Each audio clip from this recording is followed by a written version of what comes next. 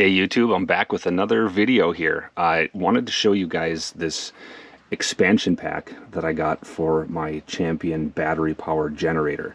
I've had this, the battery powered generator now for probably about 9 months or so. I have a whole separate video on that, so I don't want to spend too much time talking about the actual generator here itself. I'll put a link to that video. Check that out first if you're not familiar with this before we dive into the expansion pack. But just really quick, why did I decide to reinvest in this? I'll cover some of that in a little bit, but primarily I've had this in the house. It's in our utility closet and it's available. If I'm not home and if the power goes out, my wife knows how to use this. There's obviously it's battery, so there's zero gas involved. It is so convenient. We can plug the fridge and the freezer into this. I even showed her how to plug the boiler into that if it was wintertime and we needed to get heat going.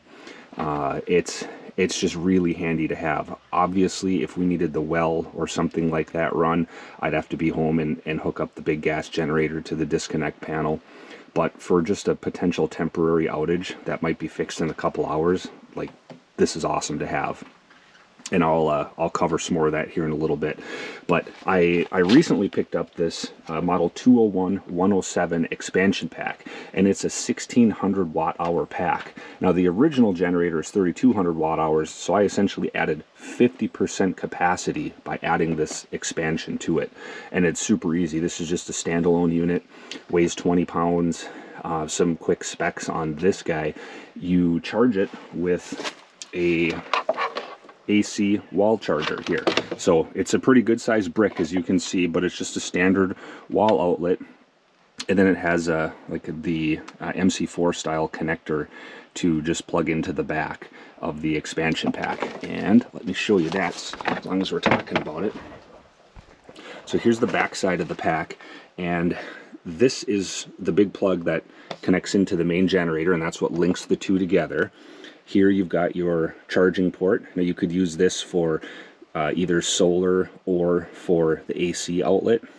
And then here is this is a mirror of the other side there, of that side. So you can actually link up to 10 of these together, which is just crazy. I suppose if you had like a true off-grid situation, or you really wanted to have a lot of extra capacity, up to 10 of these can be linked together and you could just have a massive storage system. So that's the I guess the unit there in a nutshell. But back to charging here. So when you charge, you can't be operating the unit.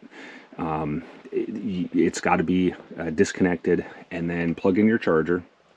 And from the wall outlet here, it takes 4.5 hours to charge this to full. So 4.5 hours. I didn't think that was too bad. If you decided to use solar, again, it comes with, the Anderson power pole connections here, and then also the MC4 solar connections. So essentially what you could do is take your Anderson power pole plug there, and then if you had solar, you could run your own solar setup off of this. I believe it's up to 480 watts, I think, or 450. And it will take about 4.8 hours to charge to full. Now this unit has a built-in MPPT charge controller. So you can literally take your panels and plug them right into there if you have your home solar setup. If you had like foldable or portable solar panels, this is even easier, because if you know your connections, they'll just plug right into here. 4.8 hours, assuming you're up over that 400 watt mark, you're going to be full. If you want the best of both worlds, you can combine forces, cross the streams, if you will. You can use both charging from the wall and your solar, and you can charge this thing in just about 2.5 hours. So I like that you have options here. But again, you have to charge the main generator separately from this. Unfortunately, you can't just plug everything in together. I think that would be a convenience thing, but I suppose a huge plus to having it this way is that you can charge this and charge this separately, so that means they're going to recharge significantly faster. I think it also gives you some other options, as far as what if there is a situation where you wanted to unplug your expansion pack because maybe somebody's running into town or running to a location that has power, and you can charge this separately while still drawing from your main pack. So I think it gives a little versatility. And then you could just bring these and swap them out as needed to get your 1600 watt hours. And at 20 pounds of weight with these nice carry handles, I mean, this thing is super easy to move around. It's very, very convenient for that. So I've been happy with that. But so what sparked me in getting this expansion pack? Well, my son kind of started a small cotton candy side hustle, and we had the opportunity to go to get registered for this sort of like a fall fest thing, and it's at a farm, and we're well over 1,000 feet away from the main farm, so there is no power. And there's a lot of vendors, you know, well over like 2,000 people will show up to this thing in a day. And so they said, you know, we'd love to have you there, but we don't have power and you can't bring a generator. Because I was like, oh, no problem, I'll just bring an inverter generator and it's quiet and won't be an issue. Nope, they will not allow generators, gasoline generators. So I thought, perfect, I'll bring this guy. But when I started doing the math, I was like, we're not going to have the capacity that we need. So if we're going to do this, we definitely want this expansion. And I knew that these were out, and I thought, you know what, now is probably the time to do it. So we registered, and we're literally going to be, I think, the only vendor there that has like a snack type thing that is being made fresh on site, and I think it's going to be awesome. So I got the cotton candy machine here. I just brought it out where I'm filming here just to show you guys. So what the easy way to show how this works, and again, I'm not going to cover too much on the station itself, but press and hold the power button here, and typically what I found is you're going to see the top pack start up first. And then, and I'm sorry guys, it's really bright here, but if you can see that, it says 100. So that means we are fully charged. We're at 100% for the top pack. And then down here on the IntelliGauge, we are also at 100%. So to get these things linked, it's super easy. You just press the trip button here, or the circuit reset button. Press that, and then press and hold the power button twice, and you're going to see this flash, and what that's doing is it's adding the expansion pack. So I have obviously only one pack, so it's registering, you know, just the main battery that's in the 3200 model, but then battery number 2 would be this one up here. So now we know we're linked. Let's say that I had been using, you know, maybe this pack, and this is at 80%, but my main station's at 100%. What'll happen is the unit's going to recognize that, and it's only going to be taking power from the main station. So it wants these to be equal. So it's only going to be taking power from here until we get this to 80%, which is where this one in theory would be at. So then the system will recognize that, it's going to link back up, and it'll start drawing evenly from the two. Sorry about the noise there, we got Freedom flying overhead. But that all happens on itself. You don't need to worry about that. The system just takes care of that. So what I'll do here is I'm going to plug in. So plug this guy in, I'm going to activate the power there. And I'll go ahead and get our machine turned on. So I just plugged in our cotton candy machine.